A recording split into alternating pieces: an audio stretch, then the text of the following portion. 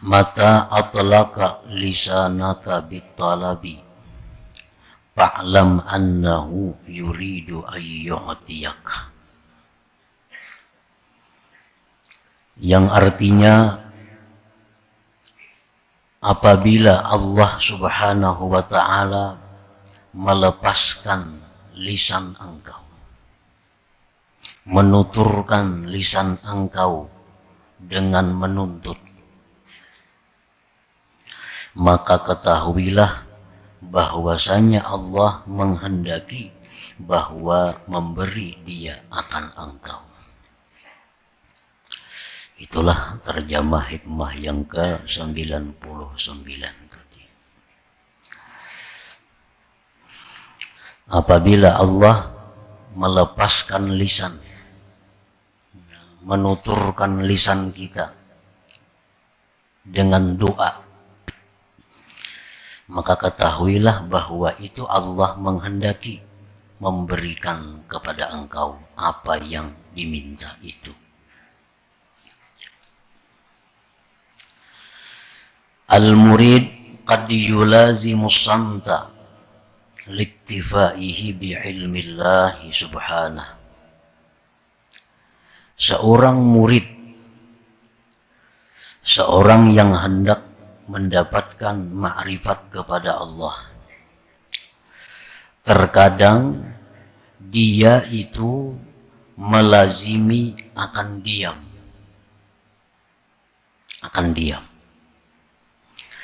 Karena sudah merasa cukup dia dengan ilmu Allah subhanahu wa ta'ala. Terkadang seseorang itu, seorang murid tadi, dia berdiam apapun keadaan yang dihadapinya, apapun kesengsaraan yang dialaminya, diam karena dia sudah cukup dengan pengetahuan Allah. Kada perlu lagi minta kepada Allah karena Allah sudah tahu. Jadi kadang-kadang seorang murid itu dalam keadaan demikian, apapun yang menimpanya, dia hanya diam. Karena sudah merasa cukup, Allah sudah tahu dengannya.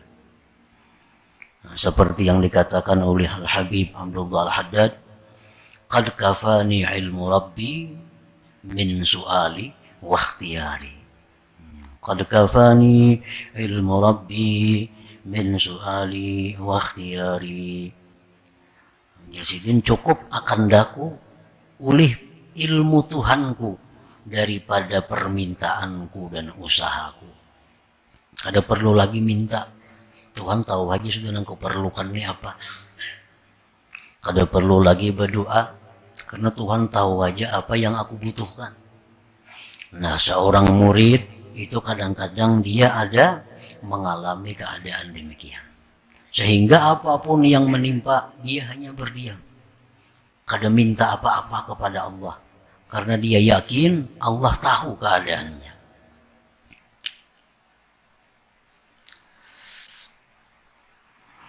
Pamata atlaqallahu lisanahu bid-du'a bi syai'in tajalla fi qalbihi فليعلم أن الله تعالى أراد أن يعطيه ما طلب منه.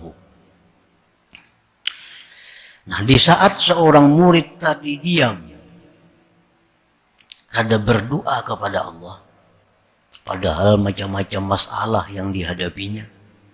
Di saat dia diam itu, kenapa dalam hatinya ada muncul keinginan untuk berdoa? Dan lisannya pun terlintas doa. Maka itu pertanda bahwa Allah akan memberi apa yang dia minta itu kepada Allah subhanahu wa ta'ala.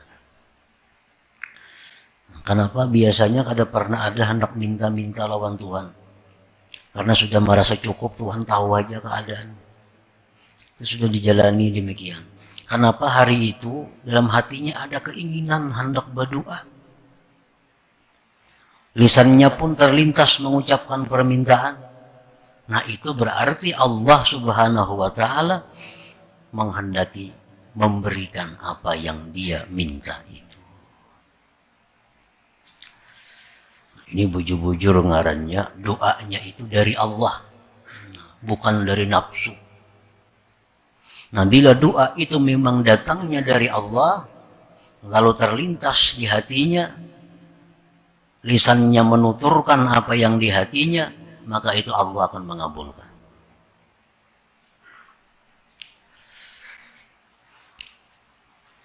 Qala an-nabiy sallallahu alaihi wasallam, man u'tiya ad-du'a lam yuhramil ijabah. Barang siapa yang diberikan doa, maka dia tidak dicegah, akan diperkenankan. Artinya kalau kita berdoa itu memang datangnya dari Tuhan, terlintas dalam ucapan kita apa yang kita butuhkan, maka itu akan diijabah oleh Allah, akan dikabulkan oleh Allah. Wa qala an-nabiy sallallahu alaihi wasallam, man udhina lahu bid-du'a faqad putihat lahu abwabur rahmah. Barang siapa yang diizinkan baginya pada berdoa, maka sungguh dibukakan baginya pintu-pintu rahmat Allah Subhanahu wa ta'ala. Nah, para muhibbin rahimakumullah. Jadi kenapa doa kita itu biasanya kada diijabah oleh Allah, doa-doa kita itu kada dikabul oleh Allah? Karena salah satu penyebabnya, doa itu timbul dari nafsu kita, dari nafsu, bukan dari Allah. Andai kata doa itu memang datangnya dari lubuk hati yang paling dalam, dan itu dari Allah, lalu lisan kita mengucapkannya, maka Allah akan mengabulkan doa itu. Jadi orang-orang salihin, orang-orang arifin, sebelum mereka berdoa kepada Allah, mereka terlebih dahulu mengetahui dari mana datangnya geritik hati untuk doa ini. Keadaan susah, keadaan sulit, keadaan dalam masalah, dalam hati keinginan timbul lawan Tuhan nak berdoa. Nah, mereka kadang akan langsung berdoa sebelum tahu bujur bahwa datangnya geritik hati untuk berdoa ini adalah dari Allah Subhanahu wa ta'ala. Karena bila demikian, doa itu pada sia-sia, doa itu akan diijabah oleh Allah.